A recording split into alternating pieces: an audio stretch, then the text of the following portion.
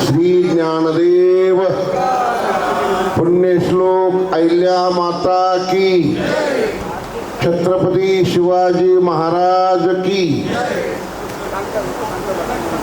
धन्य सोंडेगाव शिना नदी तीर, तेथे नांदे शंकर अहिल्याश्वर। पुण्यश्लोक माता जन्मली या स्थळा, तुम्ही सर्व चला चोंडीस। या उक्तीप्रमाणे मी फार काही बोलणार नाही। आज या ठिकाणी मी ऐकायला श्रोता म्हणून आलेलो आहे। रोज महाराष्ट्रात कीर्तनाच्या मंडपात हजारो लाखो लोकांपुढं कीर्तन करतो, पण अनेक महाराष्ट्रात नाम सप्ताहाचे कथा कीर्तनाचे कार्यक्रम होत असतात। आणि आपल्याही समाजामध्ये असं ऋषितुल्य ईश्वर विभूती असलेलं व्यक्तिमत्व ते म्हणजे पुण्यश्लोक अहिल्यादेवी। ही अहिल्यादेवीची भक्ती, शक्ती, प्रगती सगळ्या महाराष्ट्राच्या कानावर घालण्यासाठी रोज महाराष्ट्रात कीर्तन करतोय। आणि आज या ठिकाणी आमचे परमस्नेही सहकारी शिवाजी दादा डेपले यांना मागच्या हप्त्यात मी भेटायला आलो होतो, बापूसाहेब शिंदे या संदर्भात। यावर्षी दरवर्षी मगाशीच आमचे काही कार्यकर्ते म्हटले की दरवर्षी तुम्ही कीर्तन करता चोंडीमध्ये। दरवर्षी करतो, पण तुम्ही येण्याच्या अगोदरच संपत। तुम्ही 12च्या नंतर येतात, आमचं कीर्तन 12च्या अगोदर संपत। कारण आम्हाला तिथं आधार नाही, निराधार माणसं होता। आणि स्वतःचं व्यासपीठ मजबूत असल्याशिवाय कोणालाही नीट काम करता येत नाही, नाही तर काम करणारचं पीठ झाल्याशिवाय राहत नाही। म्हणून गेल्या 30 वर्षापासून पुण्यश्लोक अहिल्यादेवीची जयंती आणि पुण्यतिथी आमचे पुण्यश्लोकचे संपादक आदरणीय गणेश काका पुजारी आम्ही दोघांनी सुरुवात केली।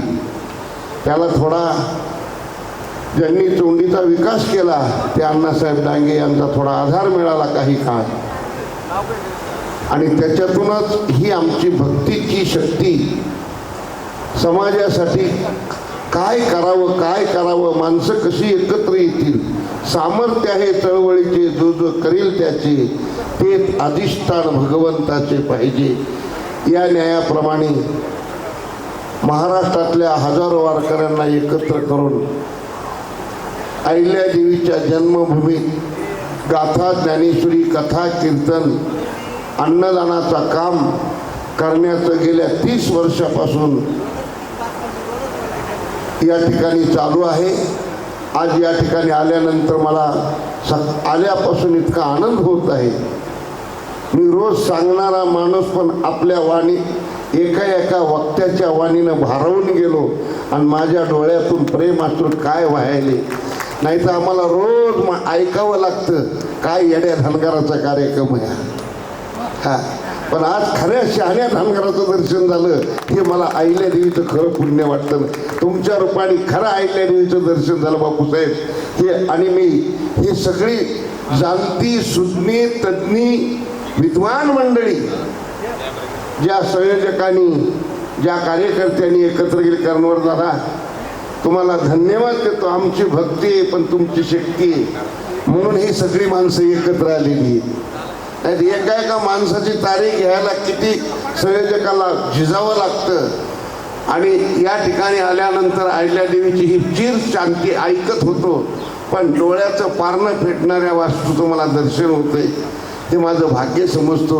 मी एकच आपल्याला सांगेल, मायबाप सज्जन हो, वीर सर, रोज मी डोळ्यातून लोकांच्या पाणी काढतोय, पण तुमच्या कथा कथनाने मी 2 तास रडत होतो।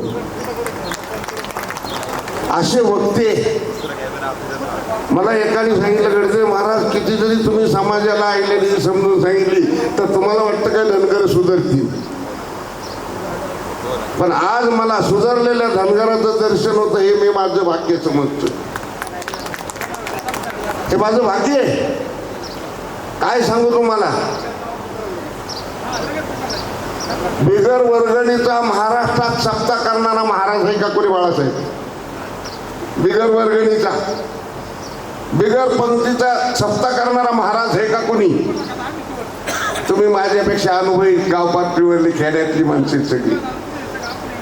गणेश काका पुजारी आहेत, ढेपले भाऊ आमचे 25 वर्षाचे सहकारी आईल्या देवीचे भक्त म्हणून. पण कोणाकडे मी निधी मागाय गेलो नाही. आलो का बाळासाहेब तुमच्याकडे कधी? ओळख बोलूस तर आपली भेट नाही. पण ही केवळ चळवळ म्हणून मगाशी आमचे चौरे सर बोलून गेले. प्रत्येकाने आपापलं क्षेत्र जर सांभाळलं चौरे सर आंबेजोगाईकर, तर समाज सुधारायला वेळ लागत नाही. फक्त सुधारलेली माणसं एकत्र येणं गरजेची. म्हणून अभिमन्यू टकले सराला मी धन्यवाद देतो की तुम्ही सुधारलेली माणसं एकत्र केलेली. आता समाज सुधारायला वेळ लागणार नाही. असं जर व्यासपीठ आपण अहिल्या देवीच्या धर्मकार्याचं धार्मिक व्यासपीठ, भजन कीर्तनाचं व्यासपीठ, अहिल्या देवीचं एक कीर्तन प्रेम आपल्या पुढे सांगतो आणि माझं थोडकं भाषण लवकरात उरकितो उरका म्हणण्याच्या अगोदर. मोठी माणसंही मोठी असतात. मोठ्या माणसाकडे अनेक सगळे लोक येत असतात. अहिल्या देवीकडे एक शाहीर आला, त्याचं नाव होतं आनंद फंदी आणि खडा आवाज. आता कलाकाराची अपेक्षा काय असती? राजा माणसाकडून आम्हाला काहीतरी मानधन मिळावं, अडी अडचणी सोडवाव्यात, आमच्या कलागुणाचा सन्मान व्हावा, हीच अपेक्षा असते. त्यांनी असं सुंदर कवन केलं आणि मातोश्रीच्या समोर सुंदर असा पवाडा गायला. अहिल्यादेवींनी सांगितलं, शाहीर महाराज, काय तुमचा खडा आवाज आहे, काय स्पष्ट वक्तेपणा आहे, तुमच्या प्रत्येक शब्दाचा आमच्या काळजाचा ठाव घेतोय. अहो, आमच्यासारख्या मारक्या माणसाचं वर्णन करण्याऐवजी तुम्ही जर त्या प्रभूचं कीर्तन केलं तर किती गोड कीर्तन होईल. आम्ही तर संतुष्ट होऊ, पण भगवान भोलेनाथ संतुष्ट झाल्याशिवाय राहणार नाही. आईसाहेबांनी लगेच मानाचा फेटा घेतला आणि त्या आनंद फंदीला बांधला. आणि आजपासून तुम्ही आमचे शाहीर नाही, तर आजपासून तुम्ही आमचे महाराज आहे. पहिला महाराज तयार करण्याचं काम या जगात कुणी केलं असेल तर अहिल्यादेवीने केलं. अहिल्यादेवी महाराज लोकांवर सुद्धा कसं प्रेम करावं ते अहिल्यादेवीकडून शिकावं. आणि महाराजांनी सुद्धा आपला रुबाब कसा सांभाळावा हे ज्याची त्यांनी आपल्याला स्वतःला सांभाळलं पाहिजे. म्हणून या भक्तिभावानी अहिल्यादेवीनं मानाचा फेटा आनंद फंदीला बांधला आणि तेव्हापासून आनंद फंदीला कीर्तनकार बनवलं. आणि त्याच अहिल्यादेवीचं कीर्तन आम्ही 30 वर्ष करतो. म्हणून यावर्षी अधिक मास येतोय. अधिकस्य अधिकम पुण्यम आणि अधिकस्य अधिकम फलम. आणि आपल्या 25 मे ते 31 मेच्या पुण्यपर्व काळात जयंती उत्सवात हा भक्तिभावाचा सोहळा आपल्याला साजरा करायचा आहे. म्हणून या ठिकाणी जमलेल्या माझ्या मायबाप बंधू भगिनींना, विद्वान गुणवान सगळ्या तज्ज्ञ मंडळीला माझी हात जोडून विनंती, आजपर्यंत मी एकट्याने हे काम ओढलंय. आता तुमच्या साथीची गरज आहे. का तर ही माझी कोणाची व्यक्ती पोती नाही, ही जातीची पोती. जात सुधरावी, भक्ती वाढावी आणि समाज सुखी व्हावा याकरता आपल्याला सगळ्याला संघटित विरकरसर झालं पाहिजे.